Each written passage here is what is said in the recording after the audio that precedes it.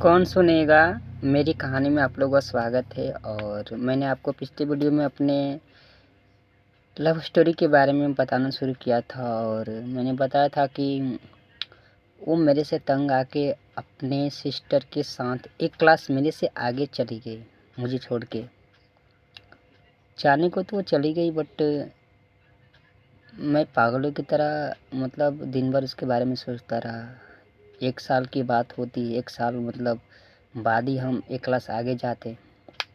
8वीं में थे, 9वीं में जाना था तो 1 साल लगता। मैंने जैसे तैसे गुजारा। 1 साल गुजरने के बाद मैं भी गया।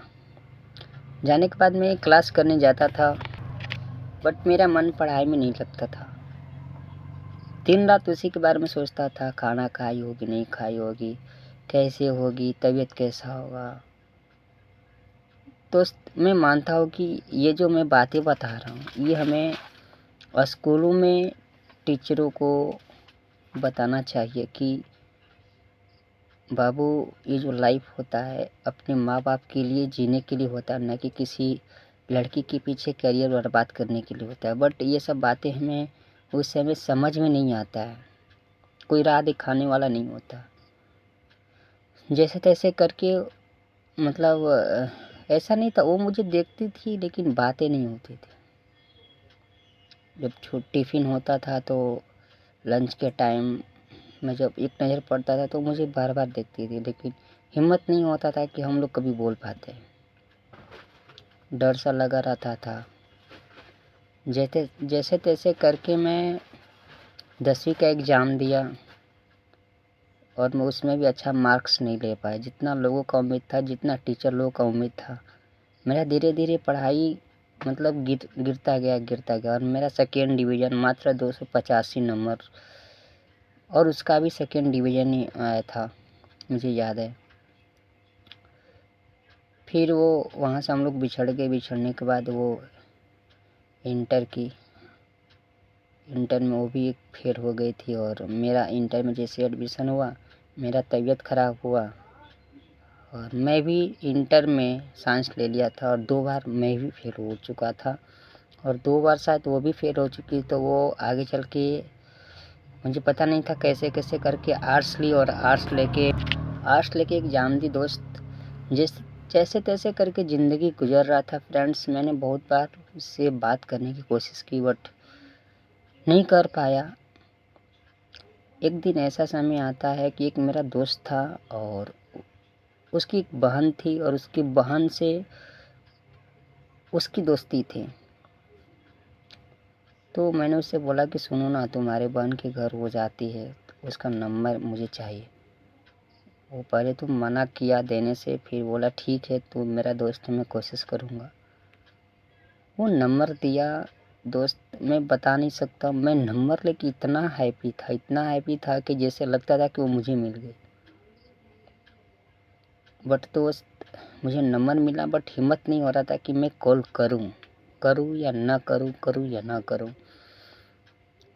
जैसे तैसे मैंने हिम्मत जुटाई और रात्रि के 10 बजे मैंने एक मिस कॉल दिया और मिस कॉल मार के मैं अपना मोबाइल बंद कर लिया, क्योंकि मेरे अंदर इतना डर था। क्योंकि आज तक मैंने ऐसा काम नहीं किया जिससे लोग मुझे मेरा मजाक बनाए या इज्जत उछाल कीचड़ उछाले। दोस्त, बहुत डर लगता था।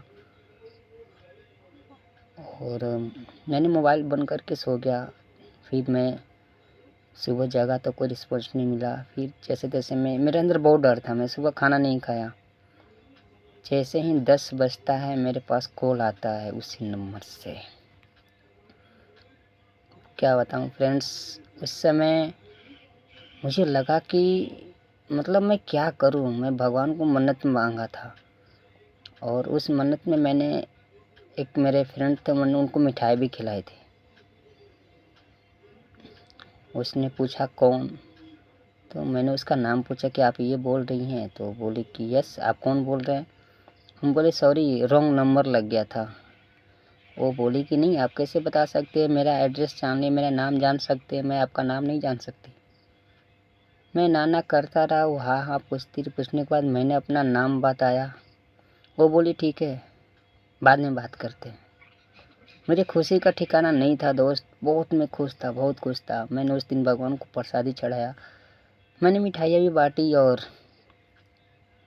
वेट करने लगा कब कॉल आएगा, कब कॉल आएगा। 2 दिन बीत गया फ्रेंड्स, कॉल नहीं आया, कोई रिस्पॉन्सिबिलिटी नहीं मिली। 3 दिन बाद मैंने खुद कॉल किया, शाम को इवनिंग में। उधर से एक ही जवाब आया, फ्रेंड्स आप कौन हो, किससे बात करनी है, आज के बाद इस नंबर पे कॉल मत करना। दोस्त, मैं बयान नहीं कर सकता वो चीज़ को जो उस दिन मेरे साथ हुआ। भगवान न करे किसी के साथ ऐसा हो। मैंने उस दिन आत्महत्या करने के बारे में सोचा, फिर पता ना मुझे भगवान क्यों जिंदा रखे। और